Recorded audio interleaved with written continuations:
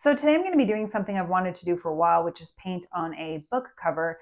I tend to use books either to rip up the pages and use in my mixed media artwork, or I use book pages as journal pages. And then when those paintings are finished, I rip them up and use them in new artwork. If you've been following along on my art journey, that's what I've been doing.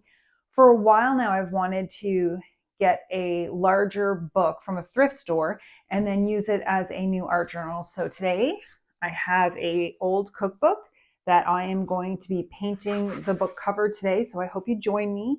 And then I am going to be using the book as a book journal. So join me and follow along.